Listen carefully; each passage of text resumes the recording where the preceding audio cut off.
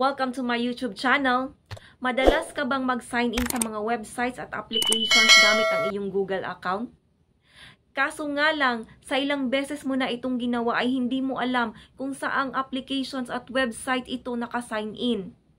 Kaya ngayon, gusto mo nang i-log out ang iyong Google account pero hindi mo alam kung saang application at anong pupuntahan at kung ano ang iyong gagawin para ito ay ma-log out? Kaya ngayon ay tuturuan kita kung paano at kung saan ito i-log out. Sundan mo lang ang video na ito mula simula hanggang katapusan para meron kang matutunan. Open lang po natin ang ating mga phone settings.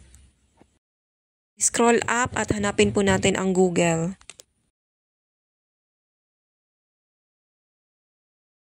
Tapos guys, i-make sure ninyo na itong Google account na nandito ay yung Google account na gusto ninyong i-log out sa mga websites at applications. Para sa mga websites at applications, pindutin lamang ang All Services. Scroll up nyo lang at hanapin ninyo ang connected apps.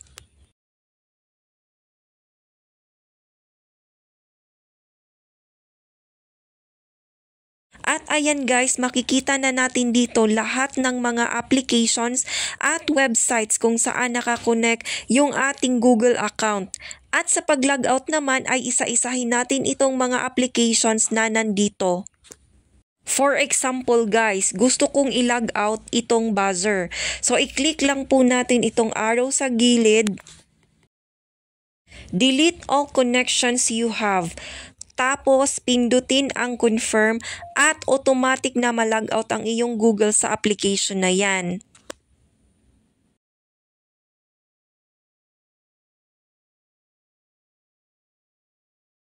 So, congratulations at natanggal mo na or na-log out mo na ang iyong Google account sa iyong application o website. Kaya naman, hanggang dito na lang at maraming salamat po sa inyong panonood. Sana po ay may natutunan.